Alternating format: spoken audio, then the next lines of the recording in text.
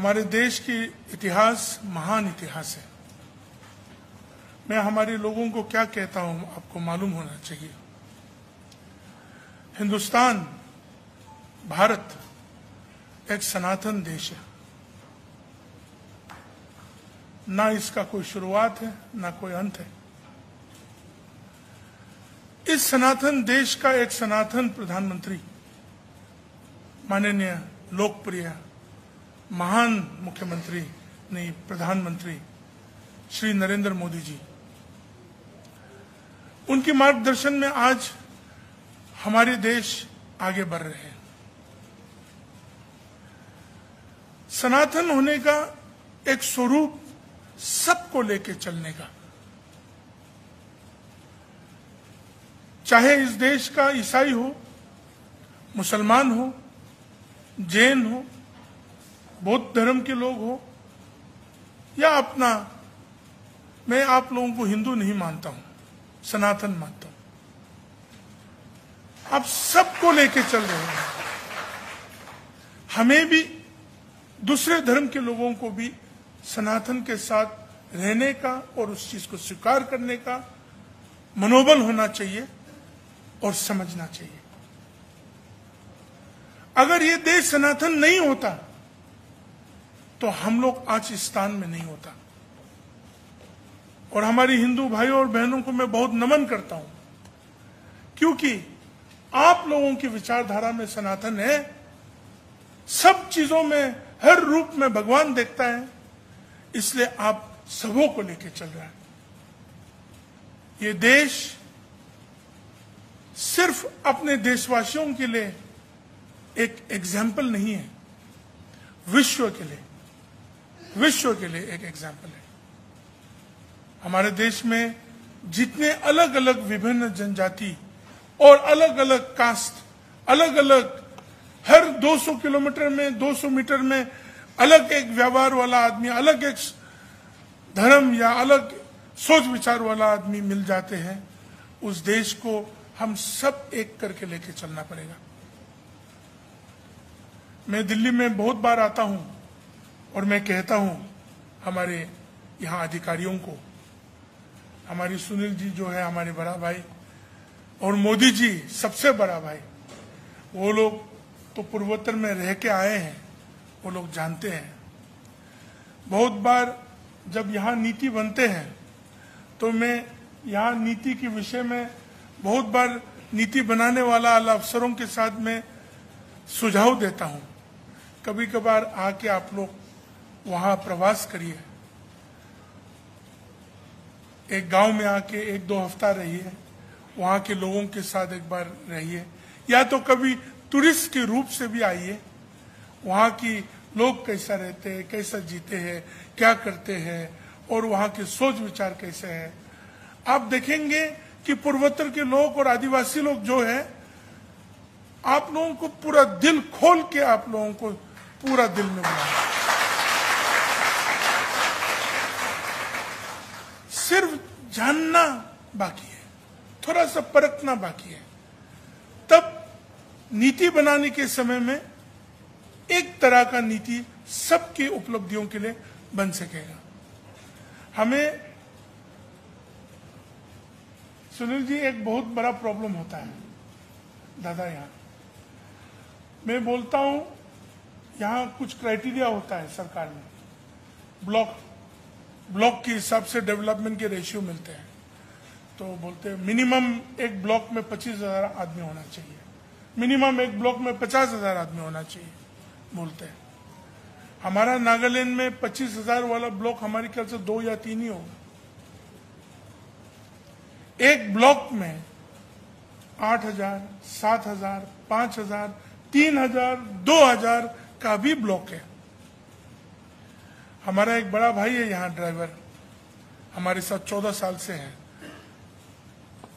फरीदाबाद में रहते हैं। एक पहले बार उनके गांव में जब गया, वो मुझे बोला कि सर हमारे गांव बहुत छोटा है, आप आ रहे, बहुत खुश हूं मैं। तो मैं गया, बोला घर कितना है, इस परिवार कितना है पूछा, बोला कि 5,000 परिवार सिर्फ है। 5,000 परिवार में तो मैं इलेक्शन जीत जाऊं। तो उस तरह का तालमेल जो है, थोड़ा देश का इस हिस्सा का थोड़ा तालमेल अलग है, देश की पूर्वोत्तर के हिस्सा का तालमेल थोड़ा अलग है, मगर हम सब एक देशवासी हैं। नीति बनाने के समय इन चीजों को ध्यान में रखना चाहिए ताकि सब कोई को उपलब्धि हो। उसी तरह आप बड़े राज्य से, बड़े देश से, बड़े स्थान से, बहुत 6-7 हजार साल का आपका अनुभव है, सिविलाइजेशन का अनुभव है, और हम लोग जो पूर्वोत्तर से आते हैं वो दिल्ली तक का अनुभव भी अभी हो रहा है। तो हम चाहते हैं और विनती करता हूं आप सबों से कि ये अनुभव को बढ़िया बना दीजिए, सबके लिए बहुत बढ़िया अनुभव कर दीजिए पूर्वोत्तर। छोटे छोटे बातें हम याद करना चाहते हैं, हम बड़े बड़े बातों को लेके दिल्ली वासी के सामने हम रखना नहीं चाहेंगे, क्योंकि हम लोग छोटे छोटे गांवों में रहने वाले जनजाति है और हम पहाड़ की चोटी में रहने वाले, जंगलों में रहने वाले जनजातियां हैं।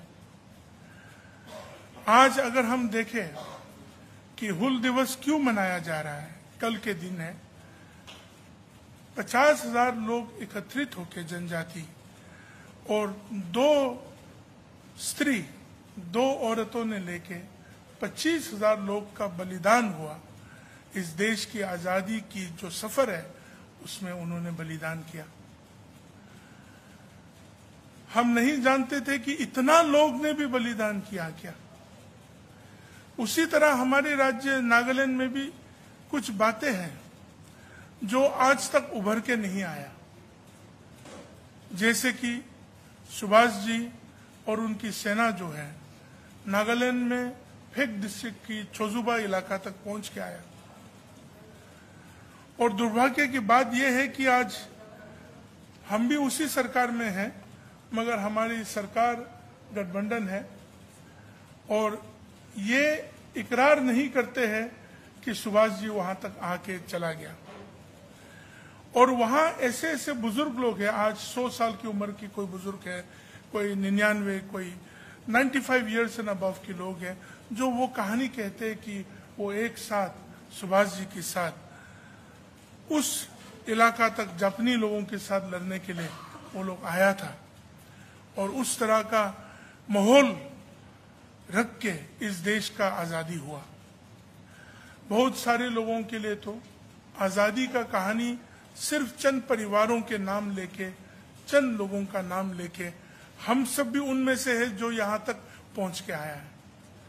मगर आज जब हम ये सुनते हैं और जानते हैं कि इस देश की आजादी के लिए हम सबों ने कितना बड़ा भाग लिया, हमारे पूर्वजों ने कितना बड़ा भाग लिया, छोटे से छोटे इलाका में, छोटे से छोटे स्थान में, अपने स्वतंत्र के लिए, अपने देश के लिए, अपने भारत के लिए अपने जान गंवाया, अपने जीवन को बिताया। इन चीजों का नैरेटिव, इन चीजों का कहानी, इन चीजों के विषय में हम लोग बात क्यों नहीं कर रहे हैं?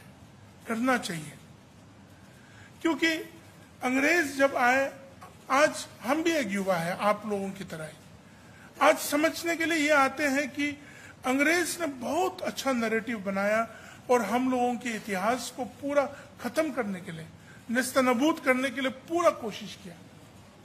और आज उसका परिणाम पूर्वोत्तर में बहुत सारे स्थानों में आज भी है, नागालैंड जैसे राज्य में, मिजोरम जैसे राज्य में, मणिपुर जैसे में और अरुणाचल जैसे बहुत सारे स्थानों में उस नैरेटिव का सोच विचार और विचारधारा को लेके आज तक इस देश के साथ है।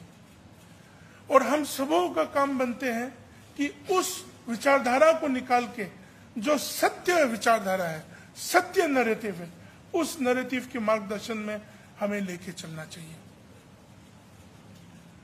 आप लोग तो बहुत खुशनसीब वाले लोग हैं कि आपको जब कहे भारत माता की जय, कहिए ना, गर्वान महसूस होते हैं। अब